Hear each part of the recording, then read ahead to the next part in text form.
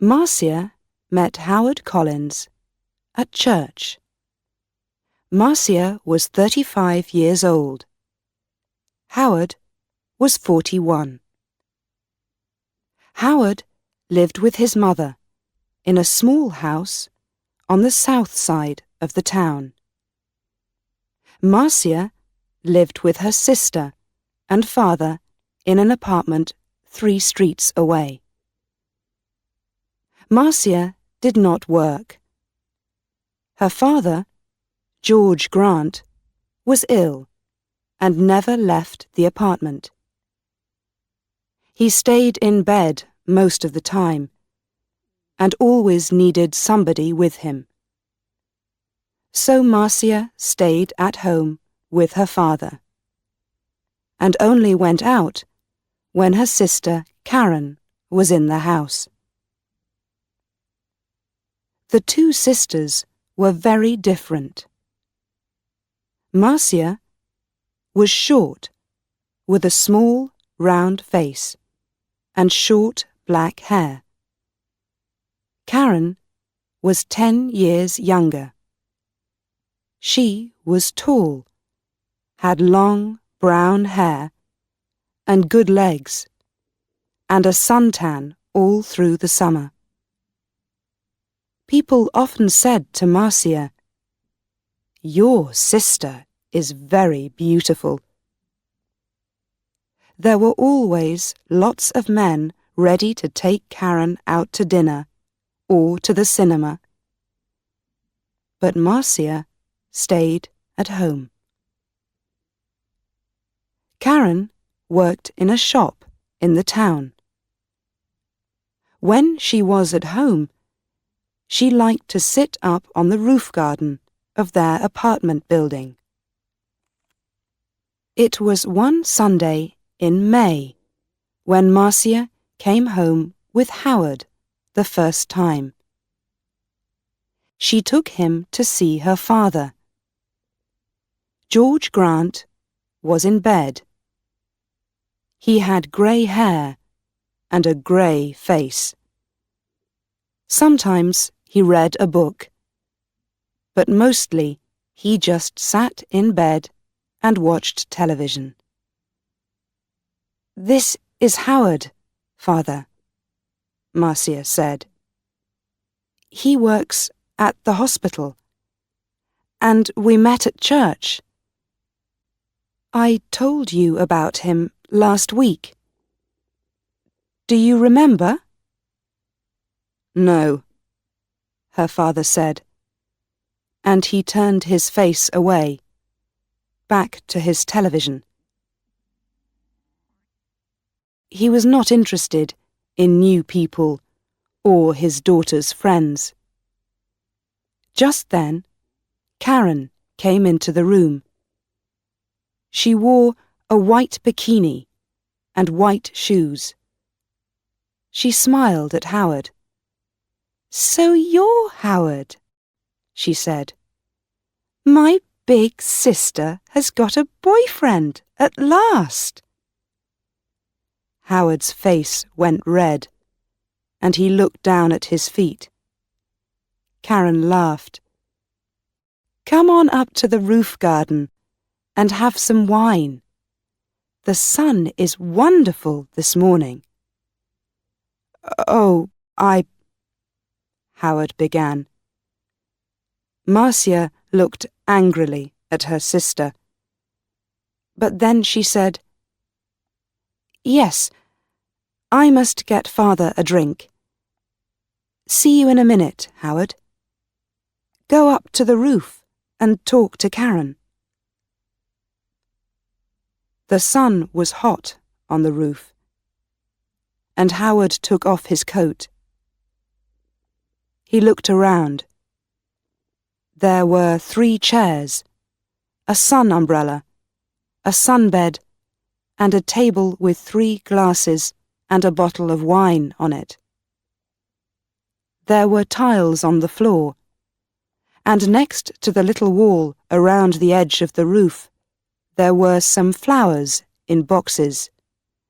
This was the garden. Very nice, said Howard. Karen smiled at him. We don't see many good-looking men up here, she said. Sit down and have a drink.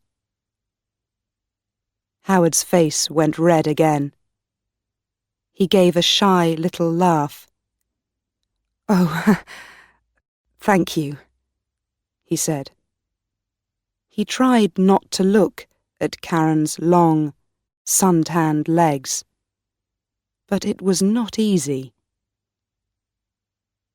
I come up here all the time when it's sunny, Karen said. She began to put suntan oil on her arms and legs. Howard watched. Then Marcia arrived, and the three of them sat in the sun and drank wine. Marcia looked at Howard with love in her eyes. She did not look at Karen. Karen watched them. Her eyes went from her sister to Howard and back again to her sister. She smiled. It was not a nice smile. Every Sunday morning after that, Marcia brought Howard home for a glass of wine after church. Howard stopped his car in the street outside the apartment building, and Marcia said, Sound the horn, Howard. Tell Karen we're here. Then she can get the wine ready. So Howard gave 3 little toots on his car horn. On sunny days, Karen always came to the wall at the edge of the roof and looked over to wave at them. Then she went to get the wine.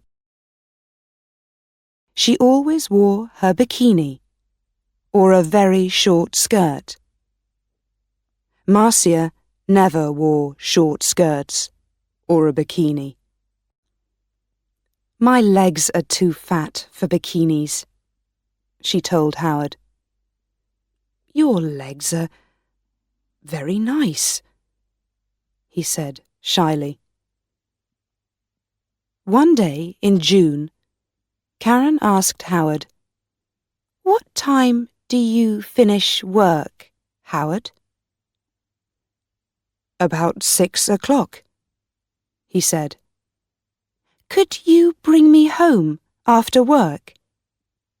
Karen said. My shop's very near the hospital. You drive right past it. And you only live 3 streets away from us. There's a very good bus, said Marcia quickly. It stops outside our building. But the bus is so slow, Karen said. Please, Howard. Howard looked from one sister to the other. Oh, well, yes, all right then, he said. Thank you, Karen said, and gave him a quick kiss. So, every evening, Howard drove Karen home. On the first Friday, they were an hour late. When they arrived, Marcia was at the door of the apartment building. What happened? She asked. Why are you so late? There was an accident, Karen said. 3 cars, all across the road. On that hill by the cinema, you know. We couldn't get past. We couldn't go back. There were so many cars. Nobody could move. Howard said nothing. It was a long, hot summer that year. Marcia went to church every Sunday morning. and Karen stayed at home with their father. When it was sunny, and it often was, Karen went up to her sunbed on the roof. When Marcia went up to the roof garden, she always sat under the umbrella. But Karen put on lots of suntan oil and sat in the sun in her bikini. "The hot sun's not good for your body," Marcia said. Karen laughed. "Howard likes my body." "No, he doesn't," Marcia said angrily. "Oh, he does," Karen said. "He's very shy with women, but he always looks at my body very carefully. He does it all the time. Perhaps he wants me to take off." "Stop it, Karen," Marcia said. "Don't say those things." Karen laughed. "What's the matter, big sister? Are you afraid I'm going to take him from you?" Marcia did not answer. The next Sunday, Howard phoned Marcia early in the morning. I don't feel very well," he said. "I'm not going to church today." "Oh, my love, I'm sorry," Marcia said. "Can I phone you when I get home?" "Yes, of course," he said. "I can't phone before 1 o'clock," Marcia said. "I'm going to be late back because there's a meeting after church. Something about Africa, I think."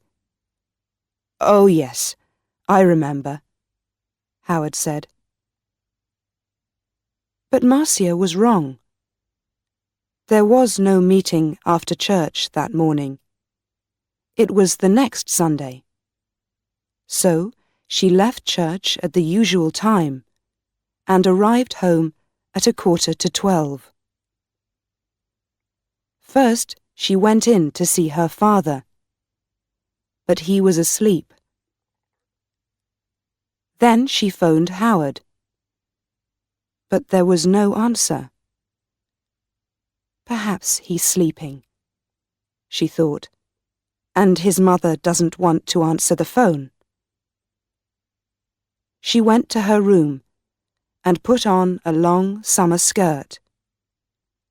Then she went up to the roof garden. She put her hand on the door to the roof and stopped. The door was half open, and she could hear voices. There was someone with Karen. A man. Howard. Howard? Marcia listened. "I feel bad about this," Howard said. "We must tell Marcia soon, Karen." "No," Karen said quickly. She gave a little laugh. "It's our secret, Howard. Only for a little longer. All right? I don't like," he began. "But you do love me, Howard," Karen said. "Not Marcia? Say you love me, please." Marcia suddenly felt cold.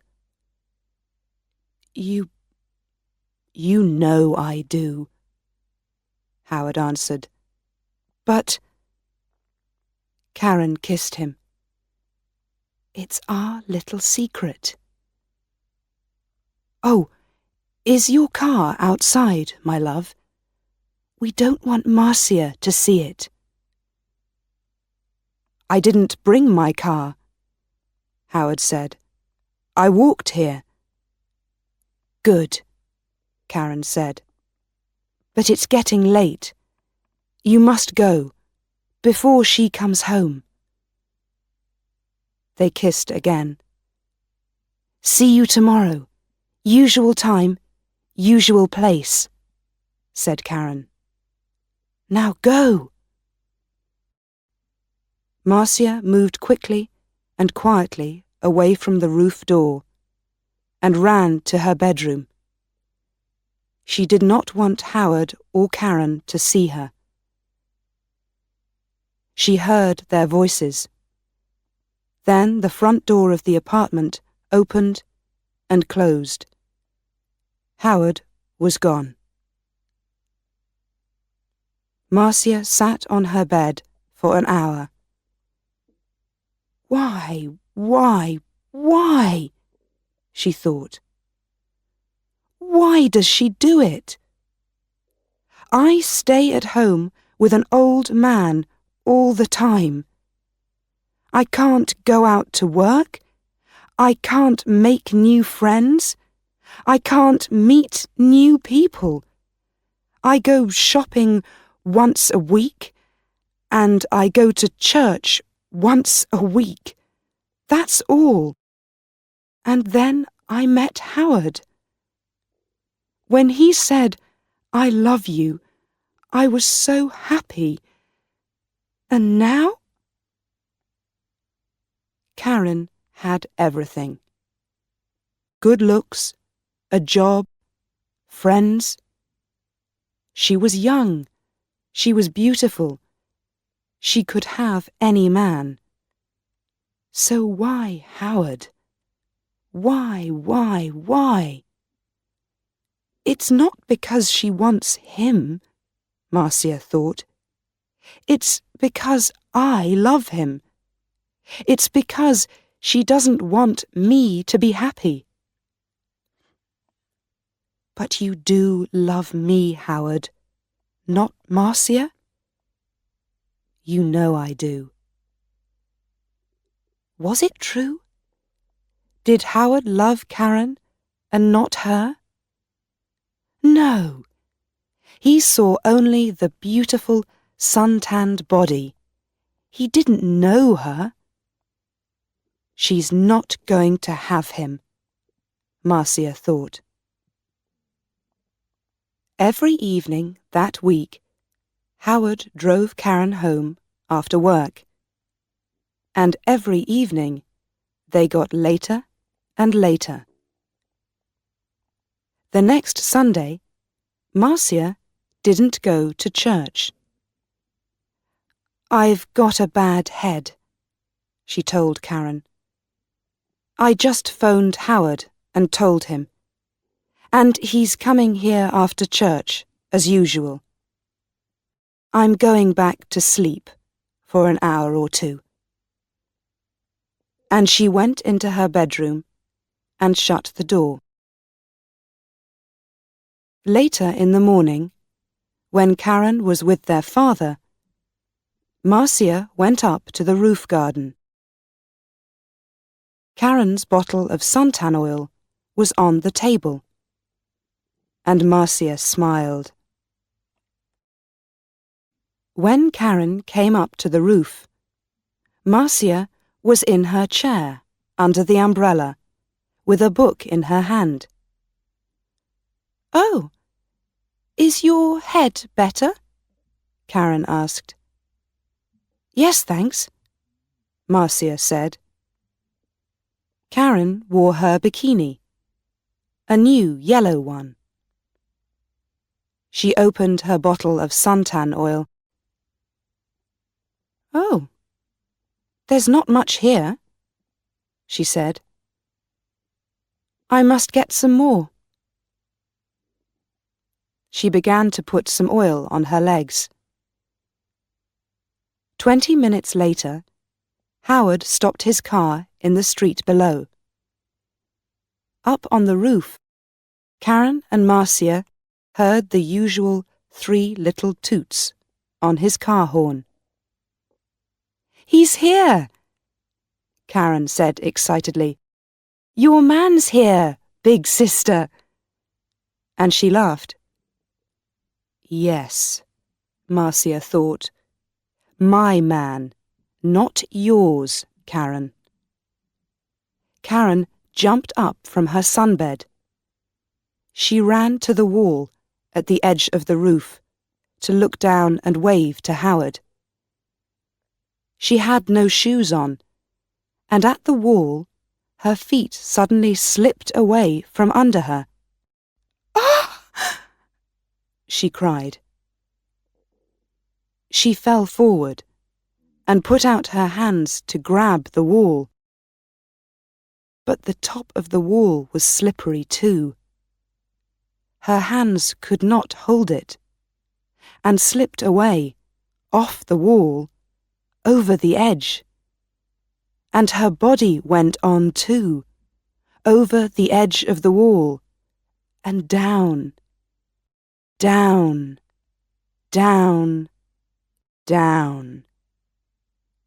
Before she hit the ground, she knew.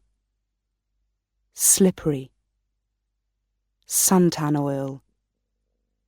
Marcia.